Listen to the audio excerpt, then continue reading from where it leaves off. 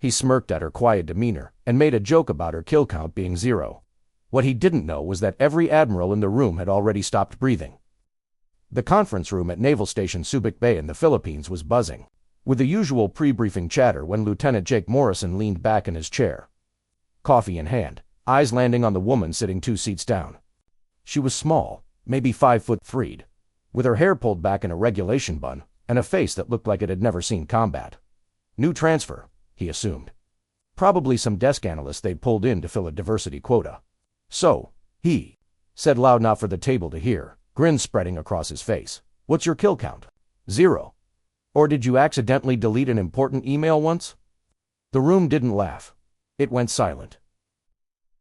Not the awkward kind of silent, the kind where every breath stops, where coffee cups freeze halfway to lips, where the very air seems to crystallize.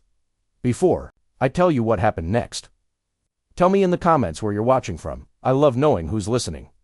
Lieutenant Morrison's smile faltered. He glanced around, confused by the sudden shift. The way Captain Bradley's knuckles had gone white around his pen, the way Commander Hayes had closed his eyes like he was witnessing a car accident in slow motion. Even the civilian contractor in the corner had stopped typing, fingers hovering above the keyboard like she'd forgotten how they worked. The woman petty officer, second class Emily Carter, according to her nameplate, didn't move. She sat perfectly still, hands folded on the table in front of her, eyes fixed on some invisible point in the middle distance. Her face betrayed nothing. No anger, no embarrassment, no reaction at all. She simply existed in that moment, breathing quietly while the room held its collective breath around her. Morrison opened his mouth to backtrack, to make it a joke, to somehow stuff the words back in. But before he could speak, the door at the far end of the room opened. Rear Admiral Thomas Warren walked in. Not strode, not entered. Walked slow and deliberate, the way you approach something fragile or sacred. He was a man who'd spent 30 years in the Navy, who'd commanded carrier strike groups and negotiated with foreign governments. And right now, he looked like he was approaching hallowed ground. He stopped directly behind Emily Carter's chair. The entire room stood at attention. Everyone, except Morrison, who was still processing, still trying to understand why the temperature had dropped 20 degrees. As you were, Warren said softly. Then he did something that made Morrison's stomach drop through the floor.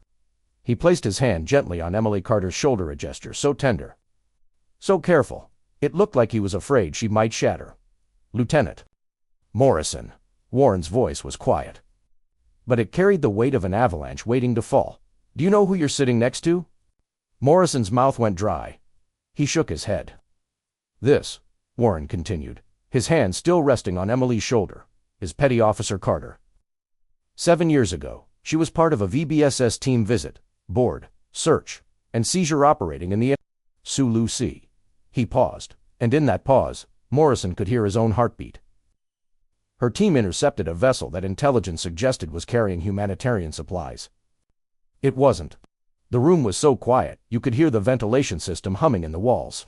What they found, Warren continued, his voice steady but laced with something that sounded like old grief, was a trafficking operation. Children, ages 4 to 16, locked in a cargo hold with no ventilation and 110-degree heat. Emily still hadn't moved. Her eyes remained fixed on that invisible point, her breathing steady and controlled. But Morrison noticed the absolute stillness of her hands. The way her jaw was set, the microscopic tension in her shoulders that spoke of wars fought in silence. The traffickers weren't going to let them go, Warren said. They opened fire, killed 2 of Carter's teammates in the first 30 seconds, wounded her commander. His grip on her shoulder tightened fractionally. Petty Officer Carter, 22 years old at the time, her first real deployment, to turn fire. Held her position for 9 minutes while calling in support and keeping those children behind her. She was hit twice. Once in the shoulder, once in the leg. She didn't stop. The civilian contractor had tears streaming down her face. Commander Hayes was staring at the table. Captain Bradley was looking at Morrison with an expression that could strip paint. When it was over, Warren said, and now his voice did crack. Just slightly, all 43 children were alive. All 6 traffickers were neutralized. Carter carried 3 of those kids to the rescue boat herself before she'd let the medics touch her wounds. Morrison felt like he was going to be sick. The word neutralized hung in the air, clinical and cold, but everyone in that room knew what it meant. 6 confirmed kills. 6 men who'd been ready to murder children to protect their profit margins. She received the Navy Cross, Warren continued. The youngest woman in modern naval history to receive it. She's turned down 3 commendations, to interview requests from major news outlets, and every attempt we've made to promote her beyond her current rank. He finally lifted his hand from her shoulder. She works in logistics now. Requested the transfer herself. Said she wanted to make sure supplies got where they needed to go because she's seen what happens when they don't.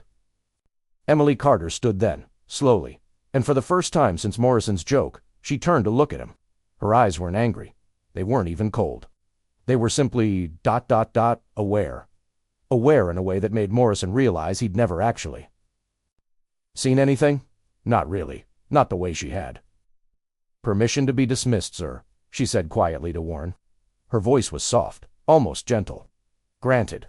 She walked out, her steps measured and precise, and it was only after the door closed behind her that the room seemed to remember how to breathe. Warren turned to Morrison. "In my office? Now." The briefing was postponed. By the time Morrison left Warren's office an hour later, his career trajectory had been thoroughly discussed, his judgment questioned, and his understanding of what service actually meant had been dissected and found catastrophically wanting. But the worst part, the part that would keep him awake for months, wasn't the Admiral's anger. It was the memory of Emily Carter's eyes. Not condemning, not judging, just ... knowing. Knowing that he'd made her into a punchline without ever wondering about the weight she carried. Knowing that he'd reduced her story to a joke because it was easier than imagining what it cost. Morrison spent the next 3 months volunteering at a children's shelter in Manila. He never told anyone why. But every time he saw a kid laugh, every time he watched them play without fear, he thought about a young woman standing between 43 children and the men who would have killed them. He thought about 9 minutes that must have felt like 9 lifetimes. He thought about wounds that had healed on the outside, but never quite stopped bleeding on the inside. He never made another joke like that again. Because heroes don't demand your respect, they earn it in moments you'll never witness, carrying weights you'll never feel. And sometimes the quietest person in the room has the loudest story that silence is protecting, not hiding. If this story moved you, honor it by sharing it. Subscribe if you believe some stories deserve to be heard. And remember, every person you meet is fighting a battle you know nothing about. Choose kindness, always.